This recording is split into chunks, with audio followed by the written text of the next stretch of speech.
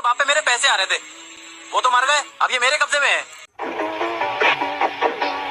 जो इसकी ज्यादा कीमत लगाएगा ये लड़की उसकी। जे मालिक साहब, ये तो गलत बात है। चुप जा, अच्छी चीज है। आज तो जाने नहीं दूंगा इसको।